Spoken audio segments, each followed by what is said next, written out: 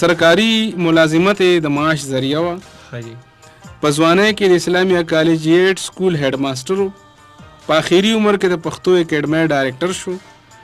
خو سوال دا پیدا کېږي، راځي خبره چې دی کومه کول غواړي، چې سوال دا پیدا کېږي چې هغه مولانا څنګه جوړ شو او د خلکو په زړه کې دومره ځای څنګه وکړو، دومره حردالعزیز څنګه شو چې نن موږ د هغه بررسي کوو، د هغه تلین کوو، دا چې ته تقریر کوي هلته. نو وایي که نه چې ټول موږ اړم یو د هغه ستاینه کوو. نو زه دا ګڼم چې دا شی چې دی که نه دا چې هغه دا دومره لوی مقام حاصل کړ، یعنی چې لباس په یورپي اچو، روایتي عالم هم نو او دغه هم مطلب دا چې د هېڅ سهاره یې نه اخسته، خو چې دا دومره موږ ټول ورسره مینه کوو او دا ټول دومره لوی مقام او عزت ورته حاصل دی، نو دا د یوې خبرې د وجې نه، او هغه دا چې خدای پاک هغه له د خپلې مورنۍ ژبې سره د عشق کولو توان ورکړی، د خپلې مورنۍ ژبې سره، د خپل قام سره، د خپل دستور سره، او هغه په دې نتیجه رسېدلی چې هېڅوک هم د خپلې مورنۍ ژبې نه بغیر په حقیقي معنو کې عالم نشي جوړېدی، په پردو خپو چې ځي د خپلې مورنۍ ژبې نه بغیر چې څو پورې په دې کې علم نه حاصل کړی نو د نه عالم نشي جوړېدی. نو په ظاهر هغوی چې هغه هر څنګه ښکارېده، خو د هغه په زړه کې د پښتو مینه وه، د پښتون مینه وه، او د هغه په رګونو کې د یو پښتون مسلمان وینه په گردش وه. دا لیکي په 1915 کې او یا کې ماهنامه پښتو کې عبدالاکبر خان چې خدای خدمتګار او د باچا خان ملګری دا گواهی ورکوي د بل کیمپ سړی، لکه مولانا صاحب چې په کیمپ کې ناست دی که نه، دا بل کیمپ سړی دا گواهی ورکوي. نو دا ډېره لویه گواهي هم ده دی، او داسې سړي چې هغه ستا سره په یو کاروان کې نی شامل، خو لکه هغه هم در باندې گواهي ورکوي چې دا داسې سړی و. چې کله دی بیا راځو طالب علمان لا نه وځو که نه، لکه لږ به د استاذۍ خبره هم کېږي، خو چې کله دی په دغه کې په علیګړ یونیورسټۍ کې یا پوهنتون کې طالب علم و، نو وایي چې د ډېر زیات ډېر فعال کردار ادا کړی دی په دې کې، لکه د سټوډنټ یونین صدر هم او بل دا چې د هغه په لوی لوی شخصیتونه چې لکه سر راس مسعود چې و که نه، نو دا د سر سید نوسی و، هغه لیکي سر راس مسعود وایي چې وایسرای راغلی و علیګړ یونیورسټۍ ته، نو مولانا عبدالقادر د سټوډنټ یونین د صدر په حیثیت هغه سره روان و پوګه، او هغه ته د یونیورسټۍ باره کې بریفینګ ورکو، خو چې خبرې به یې کولې په انګریزۍ کې، نو د هغه سترګو کې به یې داسې سترګې اچولې، خبرې به یې کولې لکه چې دوه همزولي رواني. نو چې کله پروګرام ختم شو، نو سر راس مسعود چې دی نو هغه په تندي باندې ښکل که وی نن یو داسې پښتون د یو انګریز وایسرای په سترګو کې سترګې اچولې وې او لکه د همزولي ورسره خبرې کولې، یو داسې پښتون چې هغه چې کوم دی نو د هیڅ قسمه احساسي کمتری ښکار نه و. د وایسرای د هندوستان هغه خو د پیرنګي حکومت و که نه، نو دا یو اړخ خو د هغه دور د طالب علم په حیثیت باندې.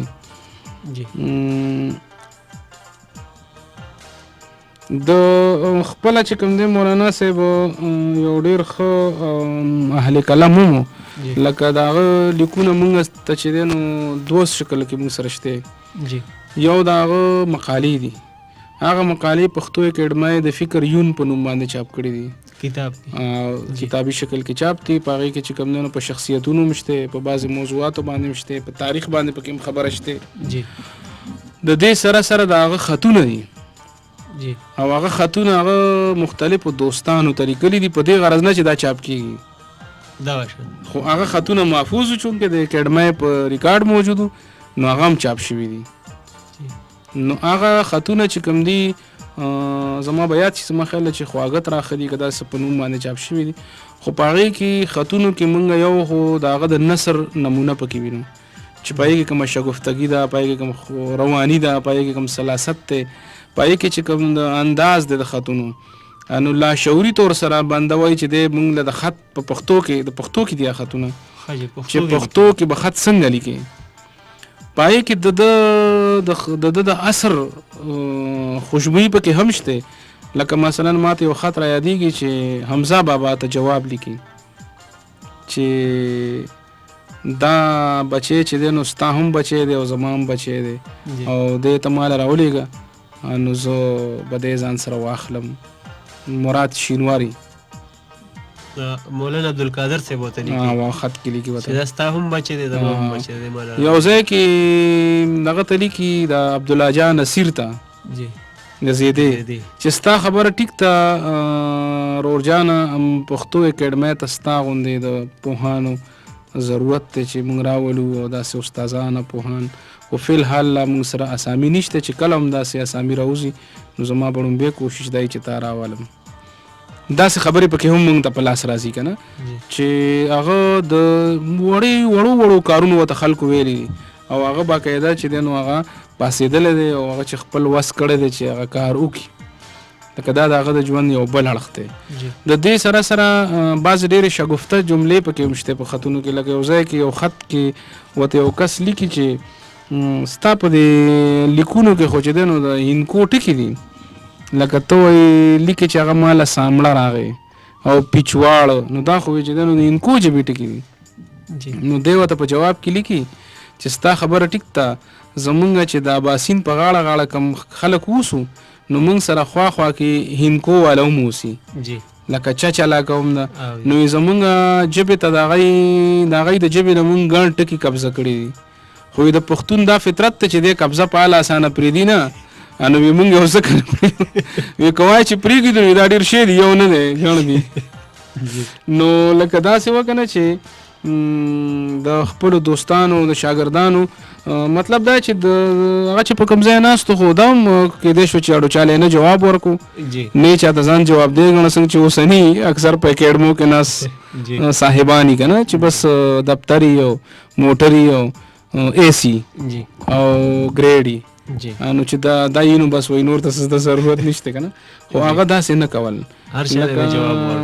د هغه په دغه باندې لیکې کړی دی د اعظم صاحب هم شاګرد و ډاکټر اعظم صاحب نو د هغه د نثر یو کتاب د لشې نو په هغې باندې دیباچه لیکلی ده سریزه نو هغې کې لیکلي دي چې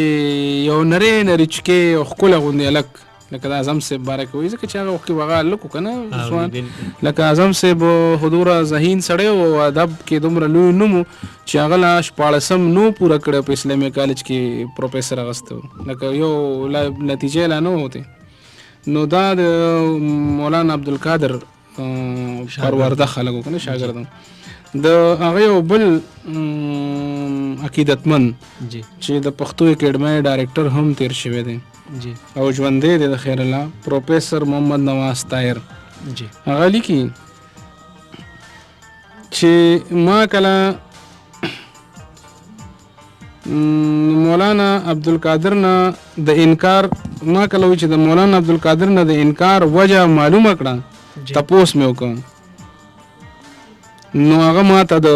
مولانا محمد علي جوهر د نصیحت یو حواله راکړه دا د کومه خبره دا چې ما کومه خبره وکړه چې لکه خلک ولا راغلو د سوابای چې تاسو الیکشن ته ودرېږئ نو وایي چې هغه انکار وکړه نو ډاکټر پروفیسر محمد نواز طاهر وایي چې ما ته هغه دا خبره وکړه چې محمد علي جوهر ما ته وایي چې په مادي لحاظ سره مضبوط نه مطلب چې پیسې در سره نه وي نو د بر صغیر سیاست کې مضبوط نه وي دا یو بل اړخ دی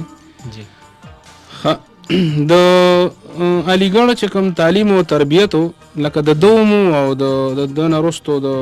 دوست محمد خان کامل هم د علیګړ فارغ و زموږ دا دوه ډېر لوی نومونه دي دوست محمد خان کامل صاحب دی خو دوست محمد خان کامل وروستو د هغه نه کشر دی که نه او لکه به هر حال هغه کې هم او د مولانا عبدالقادر کې هم د علیګړ هغه ماحول او د هغه ځای هغه علمي فضا په دې کې یو خاص قسمه پراختیا پیدا کړې وه زړونه یې پراخه و بعضې خلک یې که نه قابلان هم وي خو زړه یې تنګ وي جی او هر وخت ته به وایې چې دی نو د مرچو په سټه ناست دی او هر وخت به چې دی نو د تندي نه به یې د برمې لاس ته جوړ کړی که نه